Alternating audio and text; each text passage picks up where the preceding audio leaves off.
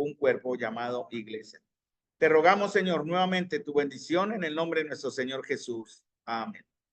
Muy bien, hermanos. Vamos entonces, les invito a que vayamos al libro de Efesios. En Efesios ya terminamos este caminar que comenzamos hace ya buenos meses para tratar, o mejor, para entender y conocer qué es lo que Dios quiere enseñarnos a través de la palabra con el concepto y la doctrina de que la iglesia es un cuerpo.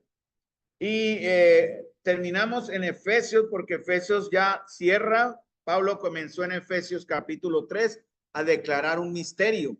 En Efesios capítulo 5 lo compara en una similitud con el cuerpo, con el matrimonio, el vínculo matrimonial o el pacto de matrimonio.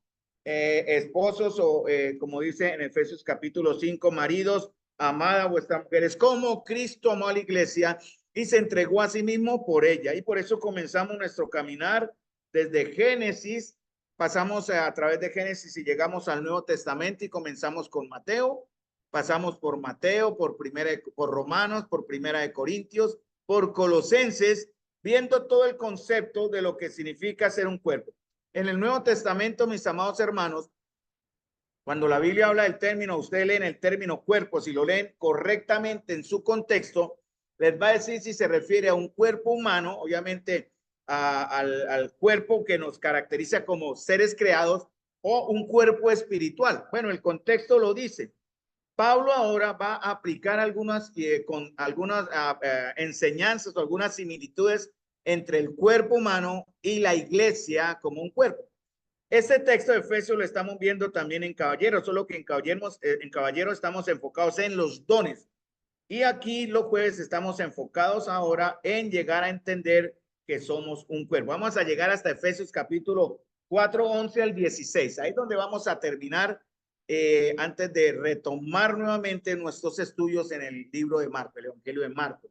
Marcos capítulo 7. Recuerde que quedó pendiente del Señor, nos está esperando en el camino. Después de habernos enseñado a ser buenos discípulos, el Señor se detiene con nosotros en Marcos capítulo 7. Ahí nos vamos a encontrar con Él para seguir conociéndole como el siervo perfecto a través del Evangelio según San Marcos. Vamos entonces a Efesios capítulo 4. Y estamos hablando, como dice, o el Señor nos estaba hablando de qué manera o cómo nos llamaba la atención a que andáramos en nuestra vida diaria. Por eso Él dice en Efesios 4:1, les ruego que andéis como es digno de la vocación con que fuimos llamados, ¿no? Y recuerden, el llamamiento de nosotros, los creyentes, es un llamamiento que viene de Dios, no es un llamamiento del hombre. Cuando llama el hombre es religión. Cuando llama el hombre es legalismo. Cuando llama el hombre es lo que hace el hombre. Y como dice la escritura, maldito el hombre que confía en hombre y pone carne por su brazo. Por tanto, hermanos, nosotros creemos el llamado del Señor directamente de Él. Viene de Él, hermano. Y por tanto podemos entender estos conceptos. Muy bien. Entonces, el llamamiento del creyente, ¿sí? Está en Efesios capítulo 4, versículo 1 y versículo 2. ¿Es un llamamiento cómo? Es un llamamiento santo. Eso fue lo que vimos el jueves anterior, estos jueves atrás. Es un llamamiento que es santo, según de Timoteo 1:9, para que me vayan siguiendo. Si no tienen rapidez en encontrar en la Biblia, escúchenme, mis amados, porque dice según de Timoteo 1:9, quien nos salvó y llamó con llamamiento santo, no conforme a nuestras obras, sino según el propósito suyo y la gracia que nos fue dada en Cristo Jesús antes de los siglos de los tiempos. Recuerde que los domingos empezamos a estudiar o a ver la iglesia perfecta. Efesios nos muestra, nos enseña la doctrina de una iglesia perfecta. Tesalonicenses nos va a mostrar la práctica de una iglesia perfecta. Hermano, yo ruego, me cargo en el alma y seguiré orando hasta que, bueno, en mi humanidad vea resultados, pero claro, los resultados los da Dios en la medida en que nosotros individualmente y como iglesia estemos dando respuesta al buen llamado del Señor a nuestros corazones, esté el Señor al buen querer y al hacer que ha puesto en nosotros. ¿Cuál es mi oración, hermanos? Que empecemos. Yo ya sé que ya lo hemos empezado, yo lo he visto y se está viendo, pero que empecemos los hermanos a vivir todos nosotros como un cuerpo, ¿no? en una comunidad viva y perfectamente unida. Ya vamos a llegar allí en estos próximos jueves a Efesios capítulo 4, cuando lleguemos allá, verso 16. Ya lo vimos con caballeros antes, que vimos coyunturas, ligamentos. Vamos a ver eso porque eso también nos da la aplicación ya final. El llamamiento del creyente no solamente es un llamamiento divino, mis amados hermanos, es un llamamiento santo, ¿cierto? Dice, por ejemplo, 1 Tesalonicenses 4:1, por lo demás, hermanos, os rogamos y exhortamos en el Señor Jesús que la manera que aprendisteis de nosotros, cómo os conviene conduciros y agradar a Dios, y así ahondéis más y más. Debe ser un andar de acuerdo a la vocación nuestra, un andar de acuerdo a lo que somos ahora. Somos hijos de Dios, ¿no? Ya somos hijos de luz, ya no tenemos que andar en las tinieblas, ya no tenemos que andar tras nuestro antiguo padre, ya no tenemos que andar siguiendo y honrando a un rey que ya no es nuestro rey. Por eso el Señor dice en Juan, mi reino no es de este mundo, ¿no? No debemos esperar ni buscar el amor del mundo.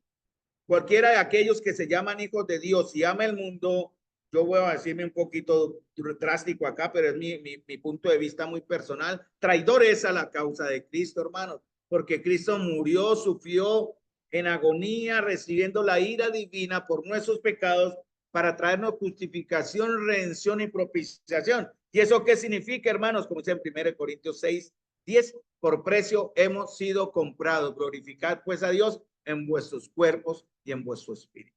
Ese es el propósito de Dios. Hermanos, el Señor pagó un precio. Ya no, usted ya no es de usted, sino somos de Cristo. Y como iglesia ya no somos de nadie, ni denominacionalmente hablando, ni humanamente hablando, sino nos pertenecemos todos y en todos a Cristo. Por eso en 1 Tesalonicenses habla en el capítulo 1, verso 1, que vamos a continuar el próximo domingo, que quedamos ahí, nuestra posición, ¿no? De lo que somos ahora en Dios Padre y en el Señor Jesucristo. Ahí estamos ahora posicionalmente. Bueno, dice Efesios 4:2, y ya vimos esto también con caballeros, cómo debemos andar, cómo entonces andamos como iglesia. Esto lo aplicamos de manera corporativa y los dones se van a aplicar de manera individual, extendiéndolo a su aplicación, valga la redundancia, corporativo como iglesia. Entonces, ¿cómo debemos andar? Efesios dice, ¿cómo? Usted dirá, bueno, ¿y cómo debo andar? Aparte de que debo andar santamente, hermanos, también nos dice con toda humildad y mansedumbre. Acción, reacción, las leyes de la física creadas por Dios dicen que toda causa tiene un efecto. Toda causa tiene un efecto. Todo lo que yo hago tiene un resultado. Todo lo que yo inicio tiene un final o un efecto dinámico. Y en este caso, debe comenzar con una actitud del corazón. Aquí en Efesios 4:2, ¿cuál es la actitud que nace en el corazón? Se llama la humildad. Nace en mi corazón. Es un propósito de mi corazón y de mi mente ser humilde, ¿no? ¿Cómo debo ser o cómo soy humilde? Bueno, dice en Filipenses y en otros textos que ya los menciono, considérese a usted, considérese usted a su hermano, perdón, como superior a usted mismo. Ese está en Romanos 12:3 y en Romanos 12:16, ¿no? Este contexto, pero no anoté el verso porque estoy haciendo un corto resumen. Entonces, considera a tu hermano, nace acá. Pero ¿cuál es la reacción? ¿Cómo se ve eso? En la mansedumbre. Eso es lo que se ve. Usted puede decir que es un hombre humilde, pero si no se ve en su actuar, no es un hombre humilde, ni en su hablar, no es un hombre humilde, ni en sus pensamientos, no es un hombre humilde. Se debe mostrar con su mansedumbre manifestada de manera visual, ¿no? Su andar, lo que oye, lo que habla, lo que ve.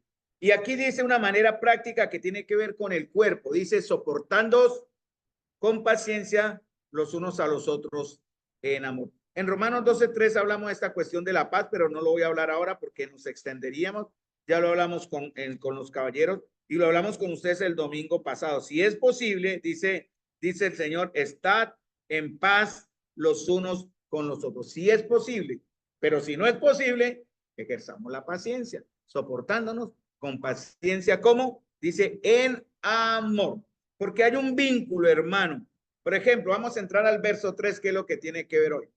Ya vimos que no es soportar, no debemos soportar el pecado, no se permite el pecado. Por más amigo que usted sea de su hermano, no le permite el pecado. Por más compañero que sea su hermano, estoy desarrollando muy buenas amistades con buenos hermanos, pero yo no espero que ellos me acoliten mi pecado o que yo les acolite a ellos el pecado de ellos, ni más faltaba. Entonces, eso no es soportar. No es soportar otra doctrina. No tengo por qué tolerar mentiras que la palabra de Dios contradice. Estamos acá siguiendo el pensamiento de Dios, mis queridos hermanos, que está en la Escritura. Y por tanto, debemos ser celosos en la doctrina. Eso lo dice en Judas también. Muy bien. Entonces, ¿qué no es soportar y qué es soportar? Ya vimos con paciencia los unos a los otros. ¿Cómo? Eso fue lo que nos faltó, ¿no? Debemos soportar cómo. Y dice en Filipenses 2, 14, 15. Ahí sí quiero que vayamos para que sus ojitos se centren en la lectura y la palabra del Señor abra sus corazones.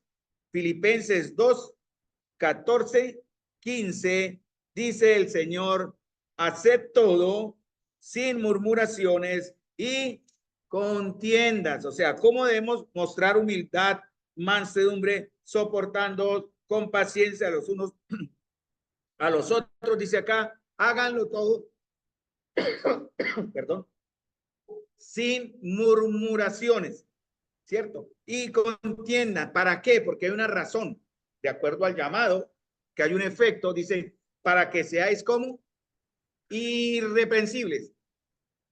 Tito capítulo 1, versículo 5 y 1 Timoteo capítulo 3 hablan de que una de las condiciones del liderazgo del anciano es que sea irreprensible. Pero esta condición es solamente para que ejerce cierta autoridad visible, sino para todos nosotros. Todos nosotros debemos ser irreprensibles y qué más, sencillos hijos de Dios, sin mancha en medio de una generación maligna y perversa, en medio de la cual resplandecéis como luminares en el mundo. O sea, ¿cómo vamos a murmurar? ¿Cómo vamos a soportar? Perdón, sin murmuraciones. Si usted va a soportar a su hermano, con amor, como dice ahorita en Efesios capítulo 4, y hay dos, pues vamos a ir más adelante a otro texto, dice, solícitos en guardar la unidad del espíritu en el vínculo de la paz. Hay otro texto que me dice, en el vínculo del amor, en el vínculo de la paz, en la unión perfecta de la paz. Entonces, ¿cómo? Sin murmurar. En Santiago vimos que cuando murmuramos de mi hermano, por murmurar, por hablar, murmurar en griego es gongusos. Menciona solamente la ilustración del término, que es hablar bajito, ni ruñir los dientes, solo para hablar. Usted no habla públicamente ni a voz en grito, sino calladamente, dice algo en tono bajo y al hacerlo nos identificamos con los desagradecidos. Dice en Santiago, cuando yo murmuro de esta manera contra mi hermano, murmuro contra Dios.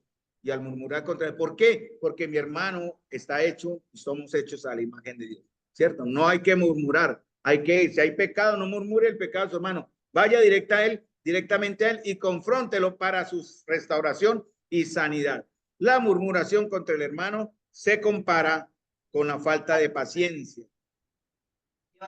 Muy bien, hermanos, terminamos ahí el resumen de lo que hemos visto. No murmuremos, hermanos, sino en amor, ¿verdad? No murmuremos del hermano. Entonces dice la misma escritura, dice la verdad, ¿qué nos va a ayudar a soportar? Examínese a usted mismo, dice en Gálatas 6:3. Gálatas 6:3, vamos a leerlo rápidamente. Gálatas 6:3, no lo anoté, ese fue mi error a veces, me confío, pero Gálatas 6:3 dice, lo tengo aquí, porque el que se cree ser algo no siendo nada, a sí mismo se engaña. Si no puedo soportar a mi hermano, ¿estoy bien o estoy mal? ¿Ustedes qué piensan? Estoy mal, ¿cierto? No estamos bien. ¿Qué me ayuda a soportar? Porque no busco agradarme a mí mismo.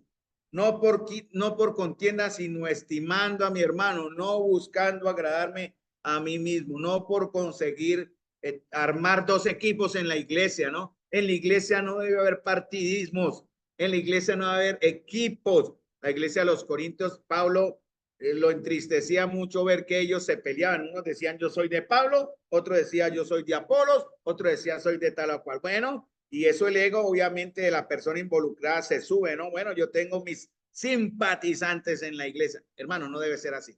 Primeramente ruego a que ejercen liderazgo que no busquen ni no permitamos, perdón, de ninguna manera que haya partidismos o, entre comillas, equipo, ¿no? Somos de Cristo y por tanto en un solo cuerpo no debe haber aquí sino un solo objetivo, honrar y glorificar al Señor, no por vanagloria, perdonando y teniendo paciencia y longanimidad. Muy bien. Vamos ahora nuevamente a Efesios, porque los tenía en Gálatas. Vamos a ver Efesios 4:3 hasta donde alcancemos en este, porque ahí vamos un poquito despacio, pero quiero llegar bien, no hay que correr. Tenemos toda la eternidad para aprender, mis amados hermanos, y comenzamos aquí en lo terrenal y seguiremos en lo celestial, conociendo al Señor. Entonces, Efesios 4:3. Entonces, ¿cómo? Estamos viendo los cómo, ¿no? ¿Cómo? Con toda paciencia y mansedumbre, ¿verdad? Soportándonos, ¿cierto? Ese es un cómo. El otro, porque Pablo está diciendo los cómo. Solícitos en guardar la unidad del espíritu en el vínculo de la paz. Entonces, hay dos verbos o dos acciones que tenemos que nosotros mostrar. Uno es ¿cuál? Si yo le preguntara a uno de los que están por aquí mirándome presencialmente o los que están en Zoom, ¿cuáles serían los dos verbos que aquí están en Efesios capítulo 4, versículo 3? Uno es, ¿cuál, hermana? Guardar, ese es un verbo. ¿Y el otro cuál es? Está uno al inicio, solicitus, que viene de solicitud, que puede ser un adjetivo, o sea, algo que en realidad es una cualidad del sustantivo en esta manera que estamos hablando de los creyentes, pero solicitud es una acción, ¿no? Es donde yo tengo que estar como pilosito, como atento, como siempre dispuesto, ¿verdad? A guardar ¿qué? La unidad. Recuerden, hermano, mire, cuando usted está leyendo un verso, ¿cierto? En este caso, el verso 3. Miren la verdad que se nos abre a nuestros ojos, ¿no? Solícitos en guardar ¿qué? La unidad de quién? Del Espíritu. No es la unidad de Carlos, no es la unidad de Francisco, no es la unidad de nadie, de nadie. Pongo nombres que son los que se me vienen a la mente. Es buscando, no estoy aquí para ayudar a la unidad, para promover la unidad de mi iglesia, de mi cuerpo local en el cual me he comprometido a servir y a crecer. Pero yo no soy quien aglutina la unidad, ¿cierto? No pensemos porque por eso es que surgen los falsos maestros y los falsos cristos, porque ellos tienen esa capacidad no humana, llamémoslo así, y creo que no divina, porque no se enfocan en Cristo, y pueden manejar multitudes y ganar simpatías y ganar el aprecio de cientos y de miles, y los pueden llevar a que hagan lo que ellos quieren, pero simplemente porque tienen una unidad en la carne. Aquí estamos buscando la unidad del Espíritu. O sea, es el Espíritu el que lo da. Tengamos en cuenta ese. ¿Y cómo lo va a dar? Dice, la unidad del Espíritu. ¿Cómo? La unidad del Espíritu, Efesios 4:3. Miremos Efesios 4:3, por favor. La unidad en el vínculo, no con el vínculo, porque sería algo que va con nosotros y que después dejamos ya cuando, no, en él significa permanencia, ¿cierto? O sea, el vínculo de la paz. Cuando entramos a internet a buscar información, sobre todo cuando bajamos archivos para buscar después con calma, me ha tocado hacer mucho estos últimos días, el internet nos manda un vínculo, ¿cierto? Es una cosita donde usted clique y lo manda la información en otra página en la nube. Bueno, el vínculo es lo que nos mantiene unidos, ¿no? El vínculo es esto, es la argollita que se ve en internet. ¿Han visto? Así, con el cosito, esa argollita, eso significa vínculo. Y para nosotros el vínculo, ¿cuál es el que está acá?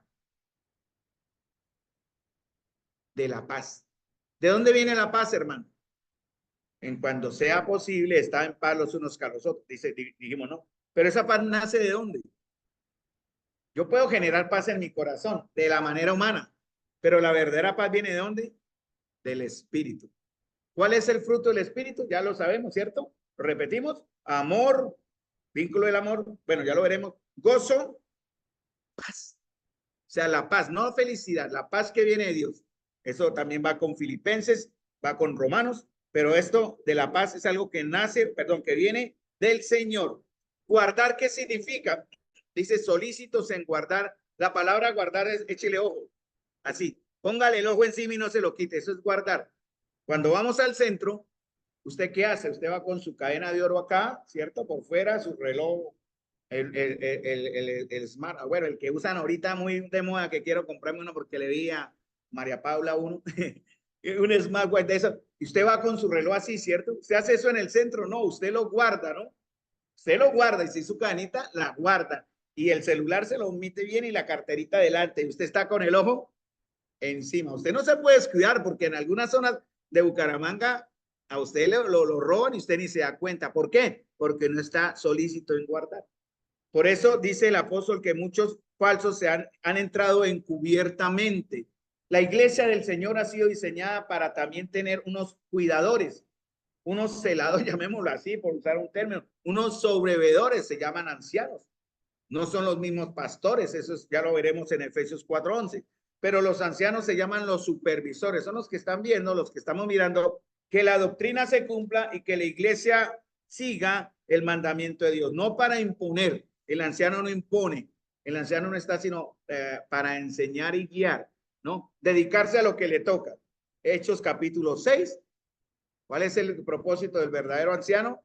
Manejar esto, manejar aquello, estar en todas partes. Bueno, si es posible, es parte del servicio, pero es persistir en el ministerio de la palabra y la oración. Palabra y oración. Estamos viendo unos cursos de integridad con Liliana muy interesantes que nos han hecho recapacitar bastante sobre este aspecto de la integridad en el ministerio, la integridad en la familia y la integridad en la predicación. Es muy importante. El púlpito no es un lugar de diversión o un lugar de experimento. Quienes estamos allá, en cierta manera, abro comillas, uso una frase que usó un hermano, Paul Washer, en una conferencia que oí. El púlpito, debemos llegar al púlpito sangrando. Me gustó esa frase, hermanos. Sangrando. ¿Y qué significa sangrando?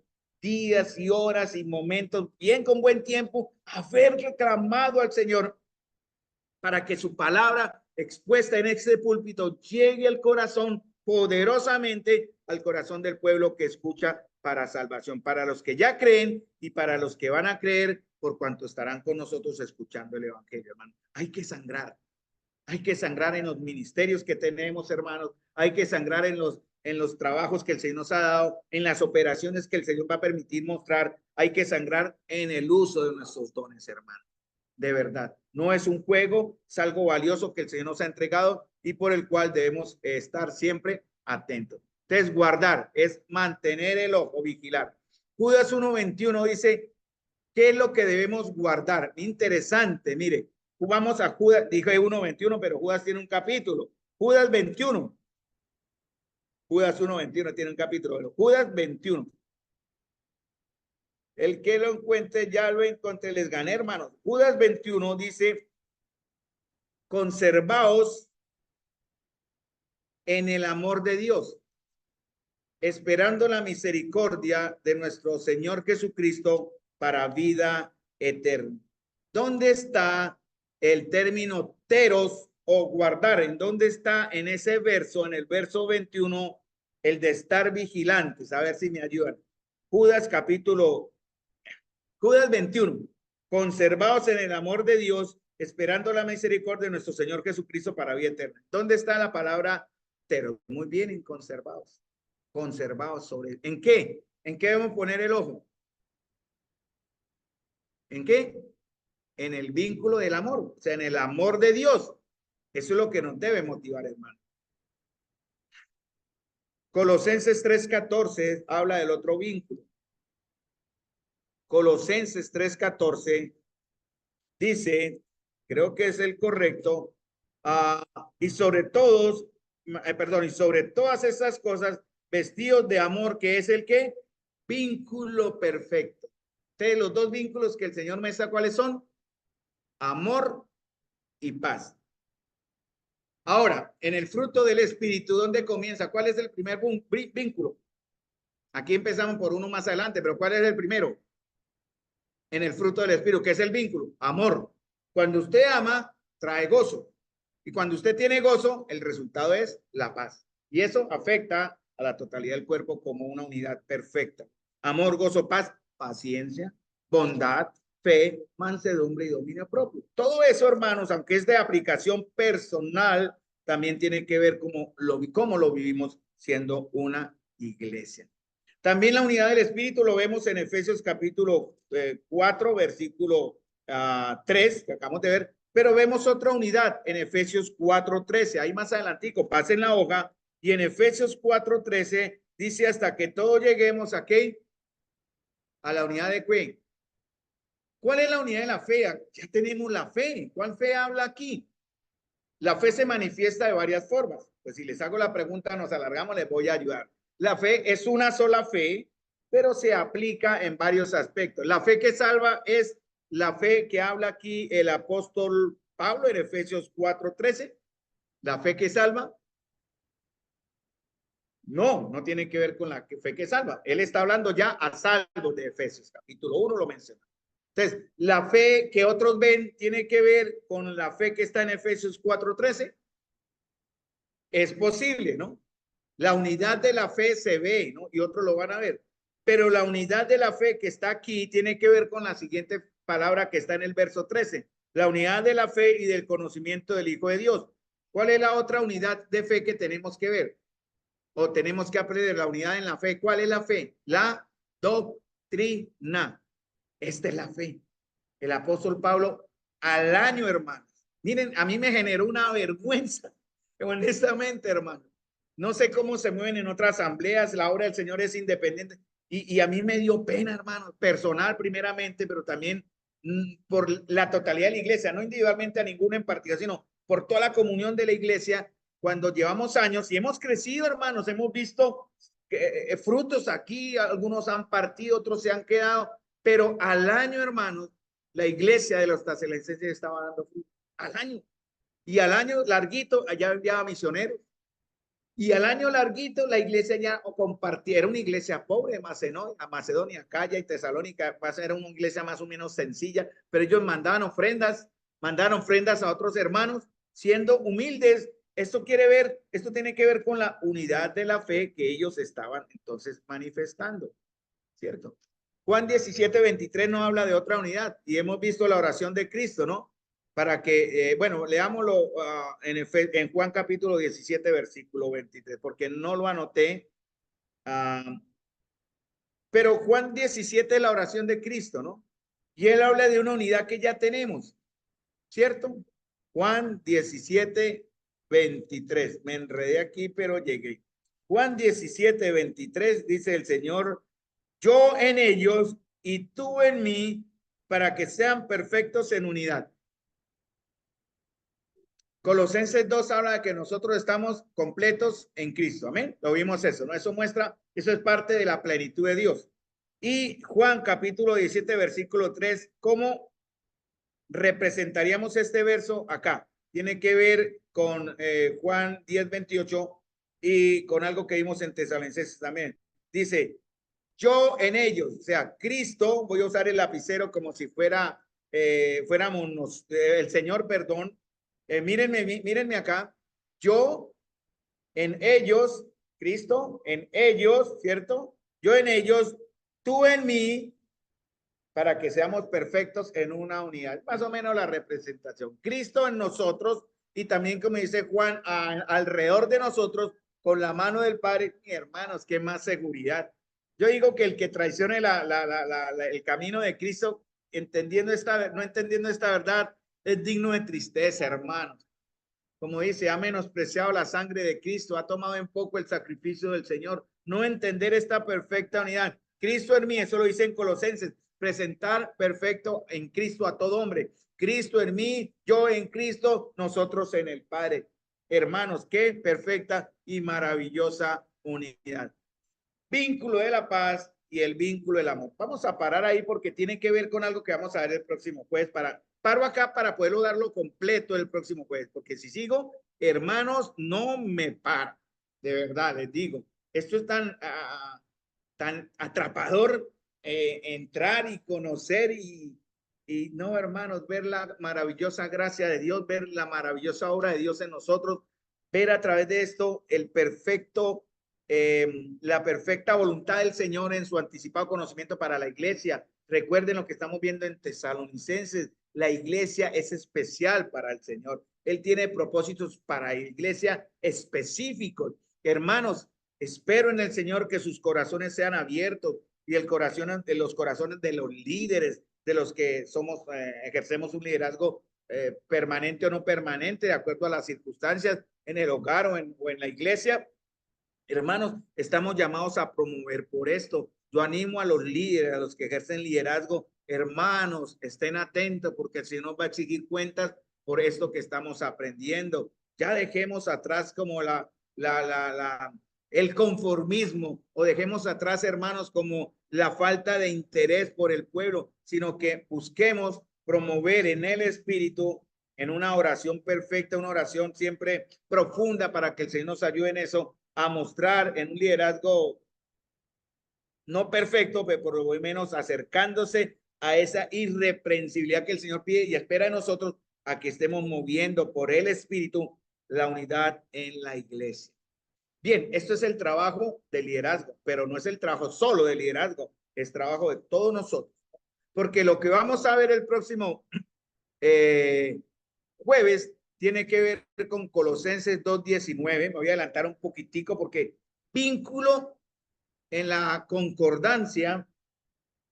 El próximo jueves les traigo el vínculo en la Biblia. Vínculo también se traduce, o es una manera de traducir la palabra ligamento. Vínculo es como ligamento o unión. Di el ejemplo del internet, como el vínculo nos lleva de una parte a otra, pero muestran las dos cadenitas así. Y eso significa unión. Y también se aplica a la palabra ligamento. Entonces, por eso me voy a brincar a Colosenses. Vamos a ir el próximo jueves a Colosenses. Después regresamos a Efesios para terminar allá también en el verso 16. Va a hablar otra vez de estas dos palabritas. Vean. Colosenses 2:19, y escuchen porque aquí vamos a comenzar una manera de ver el cuerpo de una forma práctica, digámoslo así, de una manera comparándolo con el cuerpo humano. Dice, no haciéndose de la cabeza, en virtud de quien todo el cuerpo, nutriéndose y uniéndose por las coyunturas y ligamentos. La palabra coyuntura también, o ligamento, tiene que ver con vínculo. Uniéndose por las coyunturas y ligamentos, crece con el crecimiento que da Dios. Entonces, coyunturas y ligamentos se habla en Colosenses 2:19, se habla en Efesios 4:16 y en Efesios 4:12, ¿no? La palabra de Dios es viva y eficaz y más que cortante que toda espada de dos filos, que penetra hasta partir ¿qué? El alma y el espíritu, las coyunturas y los tuétanos, que es la parte interna del hueso, ¿no? Rompe el hueso. Bueno, él habla de tuétanos, coyunturas, ligamentos en Colosenses, en Efesios y en Hebreos. Vamos a ir allá para entender cómo Pablo entonces lo aplica en esta forma de concluir Efesios 4. Llegaremos al verso 16. Espero que cuando estemos allá, hermanos, la iglesia esté corriendo. Será la imagen que yo veo. La iglesia corriendo a ser un cuerpo perfecto. Si no lo hemos hecho hasta ahora de una manera, lo hemos hecho, pero nos toca mejorar. Debemos mejorar. Entonces, eso es lo que el Señor en verdad quiere que nosotros ahora hagamos. Ir corriendo, ir diligentemente en buscar, ir a buscar la unidad del cuerpo en el vínculo de la paz y en el vínculo del amor. Y eso lo veremos ya el próximo jueves, nutriéndonos y creciendo por ligamentos y coyunturas. Coyunturas, ligamentos, lo que une los huesos. Vamos a ver qué significa eso. La escritura nos da la explicación, no se asuste. Entonces, mis amados hermanos, vamos a terminar aquí con una palabra de oración. Amén. Y vamos a orar, les invito a que oremos para poder terminar esta primera parte y entregarle nuevamente a Francisco la terminación de la reunión.